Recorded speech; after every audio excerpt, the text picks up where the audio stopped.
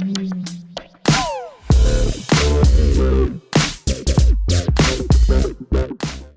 hi there, I'm Denise from Balance Me Coaching. I'm a burnout coach and I love introducing new things to women that are dealing with stress and burnout. And today I have Jennifer Garman, who is the author of Flourish, and it's 7 ways gratitude can transform your life. So hello, Jennifer. Hi, Denise. Thanks so much for having me on today. Okay, can you tell me a little bit about your background? Yes, absolutely. How far back do you want me to go? I guess when the gratitude mission that you're on started. Yeah, so basically, I have to go and talk about my health journey then, because that's Yes. kind of what spurred it all. So around the time where my youngest child was just turning 1, and her brother and sister, who are just under 3 years older than her, were very young still. I was, I had a lot on my plate. I was juggling a lot. I was adding to my tray every day and doing so much, and I felt very accomplished and I felt like I was doing a great job until one day my health just fell off a cliff. It started with just absolute complete insomnia for no particular reason, and that quickly grew into food intolerances and severe allergies to things, and my body just literally shutting down, and the symptoms were snowballing. It was getting to the point where I didn't know what was going on and I was very fearful. I was visiting doctors and specialists, and they all had the solution. They knew exactly what was wrong with me. But when I would follow their protocol, I wouldn't feel any better. And they were, scratching their head going, well, you're a strange case. I'm not really sure what's going on, but I still think this is what you have. You just have to be more patient with it. And I went on this merry-go-round for just over 7 years. And I didn't get any resolution, so to speak, for my health, or symptoms or diagnosis.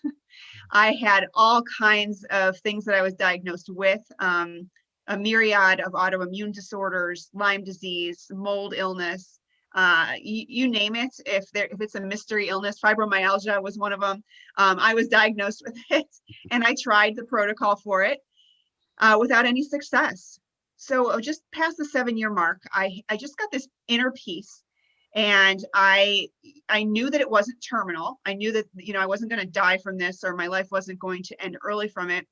And I just kind of felt like I needed to do something and pull the pieces together and stop chasing this elusive diagnosis, disease, whatever, that I may never know what it is. And to this day, I still don't really know exactly what it is. But at the time, I decided to get my life coaching certification and, do the best I could to maybe help a couple people, a week maybe is what I thought that my capacity would be able to, I'd be able to handle. So I started studying, and I kept hearing about gratitude and how powerful it was, and about, the happiest people practice gratitude. And it's such a cornerstone for mental, physical, emotional health. At the same time, I was also enamored by neuroplasticity, and I couldn't get enough. I was reading all the books I could find on it, and I was just mesmerized by what some people were able to do on a physical basis of healing, and just a massive amount of capacity through the thoughts that they were able to transform their lives. So I decided to use myself as a guinea pig and take these neuroplasticity techniques in and use gratitude as my root emotion. And what I found was my symptoms started to melt away and resolve. My energy went through the roof. My sleep greatly improved. My overall sense of well-being and happiness came back. And I felt better than I had before I got sick. I felt like amazing. I felt better than I had before, back like before I had kids. I had that kind of energy. And I was very skeptical still. So I decided to do a deep dive into all that I could find research-wise, before I realized that what I had actually done was heal myself with my thoughts. And it was at that point that the light bulb went off, and I knew without a shadow of a doubt that I'd been on this journey specifically to help other people that may be stuck where I was, or on a similar path, and just not knowing what the answers are, what they can do, or how they can improve their lives. And that's when I decided to found gratitudemission.org, which is my company. And I took my growing gratitude tree to market. And then shortly after that, I got the chance to write my story and pull in a lot of the research and data and other people's incredible stories into a book. And that's what you just showed with my book, Flourish. So that's kind of my journey in a nutshell. And now, what would you say, like when you were feeling, I mean, being a burnout coach, a lot of the symptoms that you had are burnout. Oh, yeah. Now, and Without what, a doubt, I was experiencing major burnouts. and it's scary because I mean, I went through the same thing. I went to doctor, and there's nothing wrong with you. Yeah. And blood test after this test after that test, but I knew in my heart there was something wrong, but it was all on my own, basically.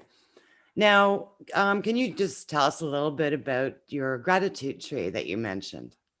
I just Yes. love it. So this is my growing gratitude tree here. It's actually a vinyl wall decal in the form of a tree. And sorry about the glare, but it's you stick it to the wall, and then the leaves are things that you write on, the little things that you're grateful for.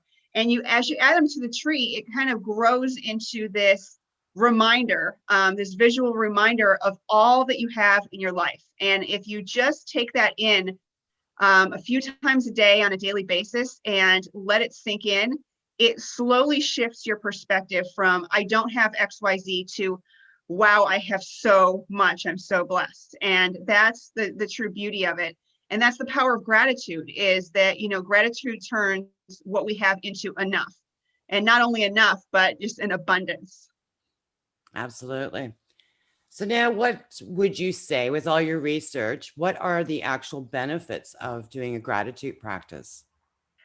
Oh, the benefits are endless. So it ranges anywhere from physical, mental health, connection, a better connection to other people, the ability to handle and overcome adversity much easier, um, um, self-esteem, happiness is probably one of the biggest, most researched topics, abundance, just, spiritual connectedness. The list goes on and on and on. And this is not just me saying this. This is scientifically studied and proven by research. Great. And now when you introduce that into your life, doing more gratitude practices, and obviously you did it with your kids and your family because of the tree, what differences did you see in yourself and in your family? Yeah, so I used to be one of those glass half empty types. I would always look at things from a pessimistic point of view or a negative point of view. And I would let things drag me down. And now I tend to look at things much more glass half full and optimistically. And even when this whole COVID shutdown came, this is a story that I like to share because my kids were hearing from their friends, how upset they were unhappy, they wanted just things to go back, it wasn't fair. And I didn't really experience that with my kids at all. They kind of took things in stride and said, you know what, it is what it is.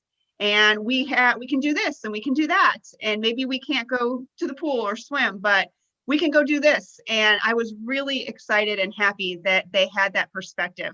And I believe that a large part of that is because of our gratitude practice. Absolutely.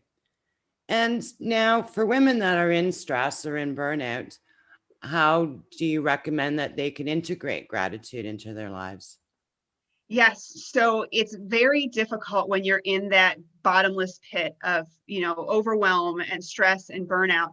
But the nice thing about gratitude is you can start slowly and you can start building it up. And the more you build it up, the quicker you can do that shift, that mental perspective shift. So I suggest the best times to practice gratitude are right when you wake in the morning and right when you go to bed at night. That's because those two times you're in between the conscious and the subconscious. And that's when things that are new can get more deep rooted. So it's just the best time to practice it. It's a great way to start your day and take that mentality into the rest of your day. It's also a great way to end your day and take that into your subconscious sleep. So just a couple things that you're grateful for. You can either write this down, you can go through it in your head, you can incorporate it into prayer. But just, as long as you do it on a regular basis, that's the key, is consistency. Okay. And any other thoughts that you can pass on to women that are, in stress and burnout at the moment? Yeah, so another great idea that I love to share is just going on a 5-10 minute walk out in nature. And instead of worrying or bringing any of the stress or worry into your mind, let all of that go and just take in your surroundings. It's very hard not to be in awe of the ecosystems going on around you. I remember doing this shortly after the shutdown back in March, and I was kind of feeling it a little bit, like a little bit of the anxiety, and I'm like, I just need to get out and go do a walk. And as I walked around, I noticed the birds sounded louder than ever before. And it just struck me, the birds don't know COVID's happening. They don't care. They're just going on like, everything is normal. And we will get back to that point too. We don't know when, but we'll get back there too. And it was just a breath of fresh air, just to get that reminder from nature that, hey, everything is going to be okay. Things are going on like they should be. Yeah. I find with the COVID too, it did slow everybody down. I mean, even for myself, I have a nice little porch outside here, and just sitting on the porch, people come by and people have the time just to talk and to say hi and get to know your neighbors. Where in the past, when you're busy working, you're always in a rush and you're always late, or you're thinking about work and you're not taking basically the time to smell the roses, right? Absolutely. And that's such a great point, is that you can probably find so many things to be thankful for during the shutdown that you didn't realize were even happening if you just take a second to think about it. Absolutely. Okay, great. Well, thank you for your time. And anything else you'd like to add? I just like to add that, gratitude does not have to be a time consuming thing. If you are one of those people that, I know a lot of people have more on their plate now with their jobs than in a virtual environment than they did going into work. It can be as simple as just rolling out of bed and putting one foot down and say thank, the other foot down and say you, and take that feeling with you into getting ready for the day if you don't have any extra time. And that can even just, that little bit can just start the gratitude practice for you each day. Yeah, gratitudemission.org is Oh, my sorry. company and my website. And it started all out that I wanted to teach this to my kids. So I went to try and find a product that I could do that with that didn't exist. So I decided to create my own out of vinyl wall stickers. And I got enough people asking me where I got it that I decided that maybe this needs to be a product that, is at the market. So I went ahead and I got a prototype of it, and I was in negotiations and talks with the Home Shopping Network, and I got to be able to launch. I'm so grateful for this, that I got to be able to launch my product nationwide on live on the air on the Home Shopping Network. Great. Now, where is it available if someone was wanting to purchase it? It's available on my website. It's also available on Etsy, and Okay. that you can search it under Gratitude Mission, and my website, gratitudemission.org. So, any other pointers that you'd like to pass on to women? I would just love to share that, it's all about our perspective. If you can stay positive, it's probably the best thing that you can do. And that is the gift of gratitude. It makes you stay positive. Because there's a quote, and it escapes me who said it, but it's what you concentrate on, you bring more of into your life. And it's so, so true. When you concentrate on the negative, you're just going to bring more of that into your life. You're going to bring more people that share that same attitude into your life. Whereas if you focus on the positive, imagine the positive that's going to come into your life, the positive conversations, the people, etc. And just say, what would you choose if you had to choose one? I think it's a no-brainer that everybody would choose the positive. So just make a mental note to do that every day. And sometimes you can put reminders on your phone, just be positive, until you get the hang of it and becomes a habit. Wonderful. Well, thank you very much, Jennifer. I really appreciated having you here. Thank you And so much for having me. it's very difficult when you are in burnout or living in stress, because the practices are very small. It's just taking the time to do the practices. And Yes. gratitude, I mean, I do it every morning, and I find it warms my heart. Like, it really does. It gives you that glow. It gives me that glow, and it makes me feel good and appreciative of what I've got. And, it's a nice feeling. It gives you that peace and the calm as well. It's so funny you use the word glow, because when I do the same, practice and the prayer and meditation, I feel that warm glow too. And that's exactly how I describe it. It's like this all-encompassing feeling that you're just radiating out. And it's such a great word that you use to describe that, because I've shared that with other people and that practice gratitude, and they agree. Yeah, it is. It's a great feeling.